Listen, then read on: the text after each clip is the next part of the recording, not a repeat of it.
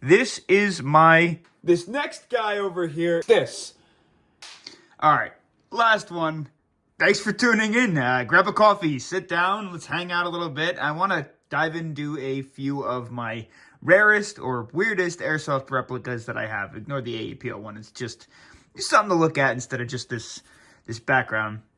But I didn't really have a video to film today. I'm waiting on a couple things to come in the mail, so I wanted to go through some of the replicas that I already have, and I figured what better thing to do than to take a look at some of my weirdest ones or my rarest ones. So get this out of the way. The first one on the market that we're going to discuss is arguably one of the most famous replicas that is on my channel, sporting, I think, somewhere over 110,000 views, which is incredible. This is my Airsoft nail gun. Take a look at that. So, little backstory on this guy. These were not manufactured by a company. Instead, were made by a guy that goes by the name of Alamix or Alamix. I've been in contact with him a couple of times in the past. I purchased this myself, and there was somewhere around the range of 40 to 50 of them made. I forgot what he said. And they are sadly no longer available in stores. So again, you can't purchase these. There were a few left, but I was informed that after my video went kind of nuts on this, they all sold out. So good luck. I don't know if he's going to ever wind up manufacturing them again. I do know that I'm not sure if he works for or worked for Silverback Airsoft, but I know he worked on designing the TAC 41, or one of the TAC 41 variations, which is really cool. And that's personally, even before I knew about his project or that he existed, I ran the TAC 41 as my primary for the longest time. I still do, and I love it. So you already know his craftsmanship is great, being that one of the best snipers on the market was designed by him, or at least helped design by him. So don't quote me on all of this, but I know he was part of the project. So, the nail gun. This thing is so cool. The craftsmanship on this is absolutely insane. It starts off, believe it or not, if I'm not mistaken, this entire front piece is I don't know, I think it's the suppressor that you can purchase for the TAC 41, or maybe the barrel piece, but it's definitely something to do with the TAC 41, which is cool. The barrel runs all the way to the end. This guy is BB fed with a mag. This is a mag that I purchased second, or not with the nail gun. It actually has to be purchased separately. This isn't the one that it comes with. I'll show you the one that it comes with. So this is the 100 rounder. And I don't know how many rounds this guy holds, but it's significantly less. This is the one that comes with it. Really, really cool. The BBs load on the inside. This one you load just by pulling it down, and you can lock it to the side like so. You load your BBs, place it in, and then unlock it. It's a very simple mechanism. With the 100 rounder, which is crazy, it functions more like a standard gas mag, where its spring holds tension on the BBs, so as you load them into the chamber, they don't obviously come on out, which is cool. The little BB ports at the bottom. You have this awesome design. I love all of the markings on it. I love the color. I love that it looks like a nail gun, and it even sounds like one too. The gas, excess gas, I believe, if I'm not mistaken, expels out the back too, which is even cooler. And it comes with two options. Either A, it's primarily designed to HPA tap. You could place an HPA piece on the bottom like a real nail gun, and it does function like so. But it also comes with, if you're feeling spicy, this green gas adapter. And it works, but it doesn't hold as much gas as you would think. So definitely, I'd recommend HPA tapping it. But it's awesome, so I picked this up as well. And he even sells some, like, crazy attachments. This right here is a modification for the back, and you can throw a tube stock on it. You can, like, modernize it or weaponize it. And then if you get one of those little, I guess, barrel rail parts that you could purchase like Amazon for like $15, you can even throw a red dot on it. It looks crazy. But I personally, I love the nail gun look. Now, it just gets nuttier when you realize that it also has a TDC hop-up. Like, this is so cool. Now, if you're anyone who's into airsoft like me, when I saw this, I had to have it. Had to. I was even badgering the company a little bit. This is the Blowback Shop. I was badgering them because they're overseas, and I really wanted it, and I didn't even realize, I don't think they were open on the weekends or something like that, so they didn't get my messages, but I was like, please, please, please, please send it to me, and I couldn't get the website to allow me to purchase it, because it just kept saying that my country of origin, it wasn't available or something like that, or like it would keep telling me there's a problem. But they finally sent it to me. They were great.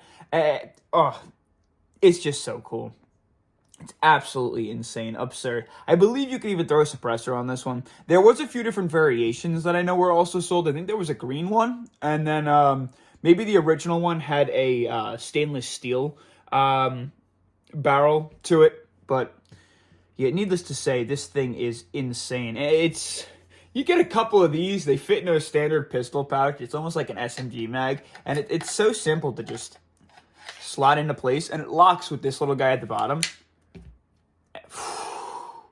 So cool. An absolute nuts piece of kit. It even comes with the stickers. I'd never, ever, ever will I remove these. It shows like the nails and stuff and the dimensions of the nails. It's so cool. I'm not entirely sure if it was modeled after an existing nail gun. I couldn't find this nail gun on the market anywhere, so maybe it is made from scratch, but wow. Definitely a fantastic piece, and I'd love to play with it, but in reality, it's going to be a wall hanger for me, because I can't stomach anything ever happening to this thing. But I guess let's move to the next one. This next guy over here is what I like to consider my indoor marksman rifle, even though it shoots way, way, way too hot. This is nuts, and it's not even this that makes it nuts. I'm going to show you in a second what does. Whoop. I'll show you that in a second. But not only is it a baby marksman rifle, but it also turns into the craziest, goofiest, I guess, bullpup pirate pistol you'll ever see. I didn't make this. I purchased this off of someone in the Heavy Recoil Discord. It's a large group or a large fan base that works with the KJ KCO2s, I think they are.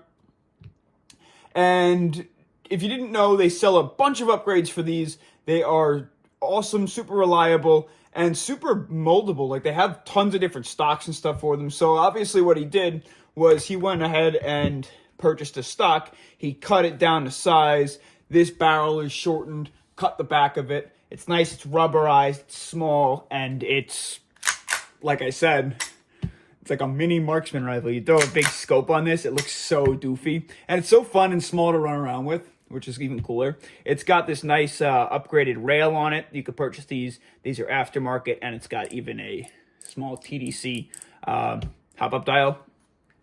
You throw a little tracer on this. Works great inside, but if I'm not mistaken, it's pretty hot right now. It's shooting at like 400 FPS, which is just nuts. So you're definitely going to want to try and bring that down, or find an indoor range that has higher FPS limits. So let's show you the pirate pistol part that this turns into, because the bottom is just the stock. So as soon as you take this upper, or the entire inside receiver piece out, you could just switch out the stock like this. It is the same replica, which is just ridiculous. I have no idea if this exists and you can purchase it, or if he entirely made it himself, but it just looks absolutely ridiculous and makes it even shorter. It's so cool, and it's so compact. It definitely was cut here, but you may be looking at it and wondering, how do you hold it? Well, so this is not the trigger. This is the mag release. Your trigger's actually up here. It turns this guy into a bullpup. The bar runs from the inside all the way back here, and there's a giant piece of plastic that pushes against the trigger, which is back in the regular trigger guard. And again, all I did was change out the stock. I'll show you how that all functions in a second. But how you hold it, because there's really nowhere to hold it up here, is by the mag. Sounds ridiculous, I know, but that's how it's held. Is that not nuts? Oh my god. The only problems that I've found with this specifically, I mean, obviously this is not an efficiency modification. This is just goofing about. But the only problems that I've seen with this is, first of all, when you are holding it, as the riser or the follower for your rounds moves upwards and pushes the BBs as you fire them, you could feel it moving. And sometimes if you squeeze it too hard, you could end up restricting movement. You might get like a misfire. The other thing is, well, they're gas mags, and if you've ever fired a gas mag and then held it like right afterwards, they're cold, right? So if you're not wearing gloves, this guy gets really cold, really cold. It's an absolute blast, though. And again, something this goofy and this tiny, shooting up to 400 FPS is just absolutely ridiculous to me. And it can also hop like 0.3s, no problem. The takedown for it and the how the mechanism works, it's super simple. And if you want to just switch it out to the other stock, it again still super simple. It's only two things. You need to take an Allen key and attack this Allen key at the bottom here, just to remove the upper receiver from the stock. But we're not going to do that because I don't need to show you how it works to take that off. The only thing you need to show you how it works is hit this screw here. It'll take the bottom piece off, and it makes it really easy to access and see how the mechanism fires. Don't lose that like a goofball. And then there's another screw in the back right here. And here's how the mechanism works, turning it into a bullpup. So this guy pops off. And you can see the trigger is connected to a bar that runs back into the trigger that is actually connected to the receiver. And it just goes like that. It does make it a little bit more on the mushy side, but that's just the price you pay for a bullpup. That's how they all work. So, yeah. The safety also is still accessible as well when you have this guy on, which is great in case you have like a field that requires you to have a safety. So, if you could find a field that allows you to shoot that hot, then great. This is definitely something I'd recommend giving a shot. I will say the KCO2 community is a bunch of nut jobs. They're all very intelligent. They're all great people, but the ideas some of them come up with are just absolutely insane, and not excluding this one. So I guess on to the next replica. All right, last one. This is actually, believe it or not, 3D printed. It's an Airsoft ballistics knife. Super cool. It just goes to show all the cool things that 3D printing can bring to the game itself. I actually ordered this 3D printed from, I think it was on Etsy, and I'm not sure what's up with the creator, but they haven't been available in a while. However, on a bunch of 3D sites, and there's a bunch of different variants of these that you could purchase. This was just my favorite one. I think it looks a lot like one of the ones you'd see in one of the games.